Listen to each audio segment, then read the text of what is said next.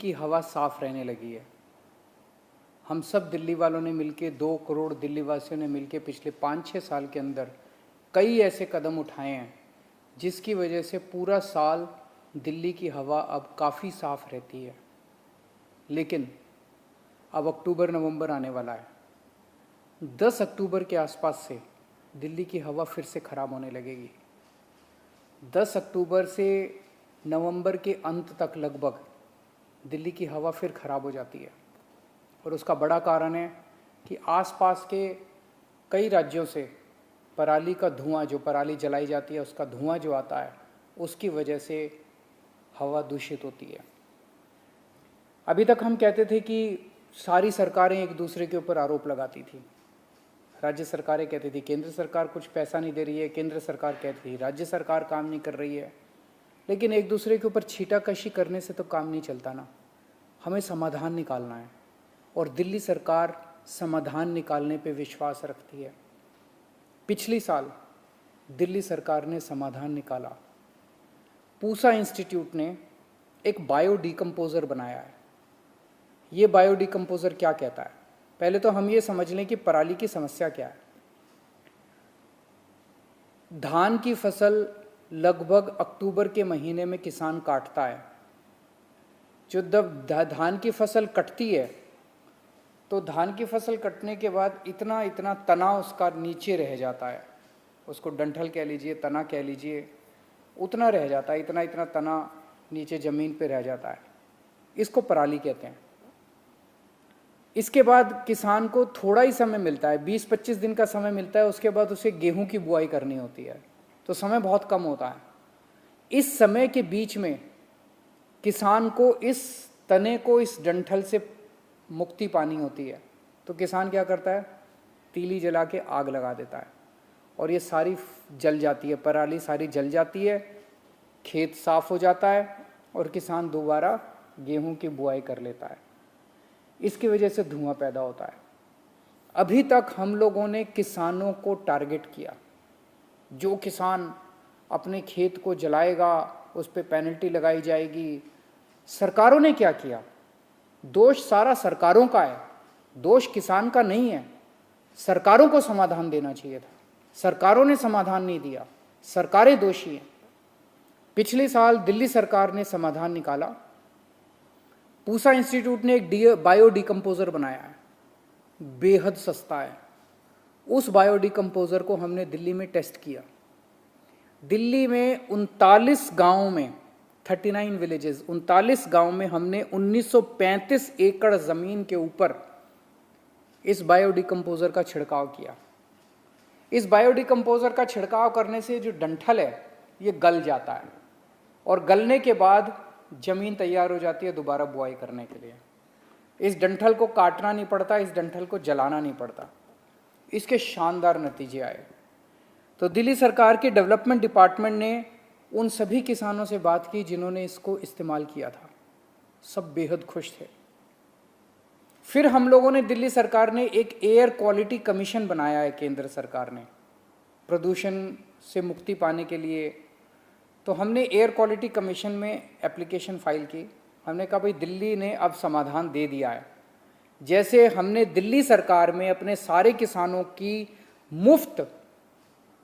किसानों को मुफ्त हम लोगों ने बायो डिकम्पोज़र का छिड़काव उनके खेतों पे कराया, ऐसे ही आस पड़ोस के सारे राज्य सरकारों को निर्देश दिए जाएं कि वो भी अपने अपने किसानों के खेतों में मुफ्त बायो डिकम्पोज़र का छिड़काव करें। तो एयर क्वालिटी कमीशन ने कहा भाई आप कह रहे हो बड़ा अच्छा है, इसका थर्ड पार्टी ऑडिट होना चाहिए, कोई इंडिपेंडेंट एजेंसी से ऑडिट कराओ। तो दिल्ली सरकार ने केंद्र सरकार की एक एजेंसी से कहा, वेबकॉस केंद्र सरकार की एक संस्था है, हमारी नहीं है, दिल्ली सरकार का उस पर कोई कंट्रोल नहीं है। वेबकॉस एक एजेंसी है केंद्र सरकार की। उसको कहा कि आप इसका ऑडिट कीजिए, आप इसकी जांच कीजिए और देखिए कि जो दिल्ली सरकार ने ये बायो डिकम्पोज़र का इस्तेमाल किया है क्या ये अच्छा है, इसके क्या नतीजे हैं। वेबकॉस की अब रिपोर्ट आई है, उन्होंने पूरी अपनी जांच कर ली है।